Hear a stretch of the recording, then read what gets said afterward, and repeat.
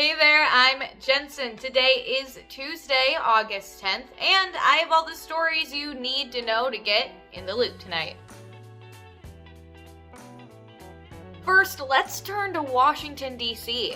Today, the Senate takes a decades overdue step to revitalize America's infrastructure and give our workers, our businesses, our economy the tools to succeed in the 21st century.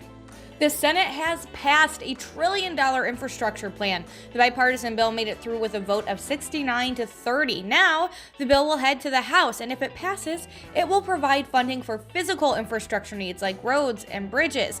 A second, much bigger infrastructure bill authored by Democratic lawmakers is next up in the Senate, but that one isn't expected to pass quite as easily. And New York Governor Andrew Cuomo is resigning. Cuomo is accused of sexual harassment by 12 women, some of whom worked for his administration. Now, those allegations came out in an independent investigation last week. During Cuomo's speech earlier today, he apologized to the alleged victims while reiterating that he didn't believe he was causing harm. He also repeated his claim that the accusations were politically motivated. I would never want to be unhelpful in any way. And I think that given the circumstances, the best way I can help now is if I step aside and let government get back to governing.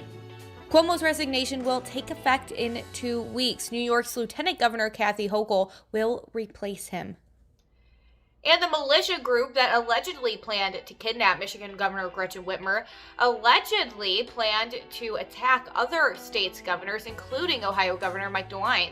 That information came from a federal prosecutor yesterday. Now, a federal court filing details the charges against 5 men accused in the plot that gained national attention last October. According to that document, 2 of the accused men, Adam Fox and Barry Croft Jr., went to a meeting with other militia members during which they allegedly proposed, quote, attacking the governors of Michigan, Ohio, and Virginia.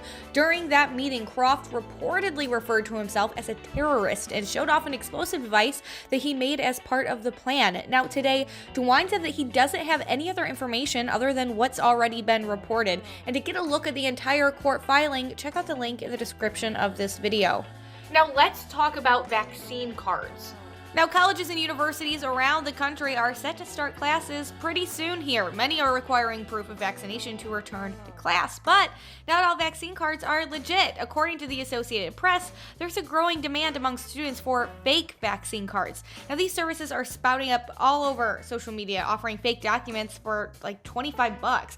While colleges have systems in place to verify the documents, experts say their reliance on these paper cards will just hamper their efforts. To produce a fake vaccine card and cause others to have a level of security that's unwarranted is potentially a criminal offense of some type. You know, it's illegal to do that. People can really do a good job at faking things. We have an immunization registry in every state. That can't be faked.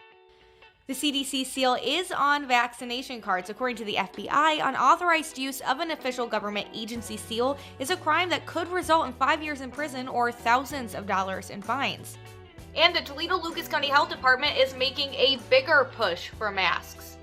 A mask advisory was issued for the county today, and to be clear, that is not a mask mandate. Now, individual businesses and schools can require masks within their doors, but that is not a mandate by the county. So, what exactly does this mean? Health Commissioner Eric Jasinski said, really, it's a strong emphasis from the health department on local folks following CDC guidance as COVID-19 cases continue to surge.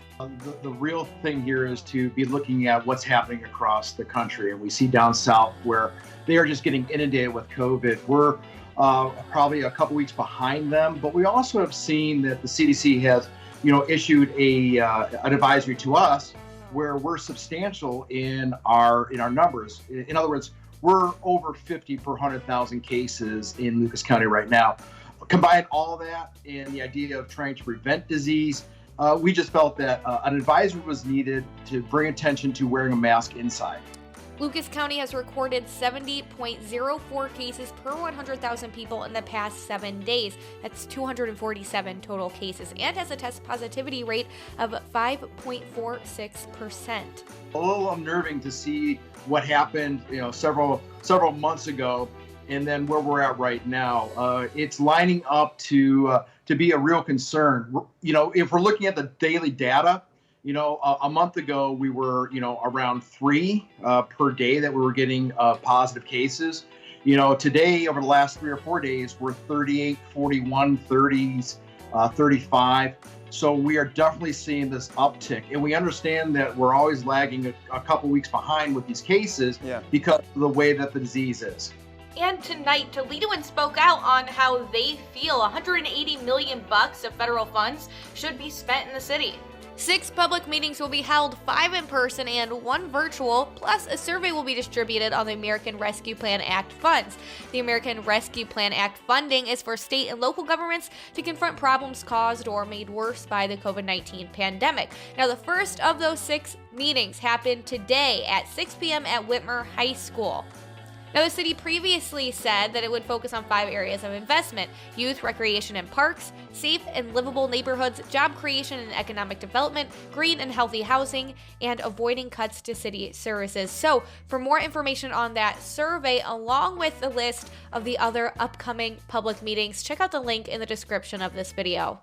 But that is all I have for you today. If you liked this video, hit that like button and, of course, subscribe to our YouTube channel. I'm Jensen, and now you're in the loop.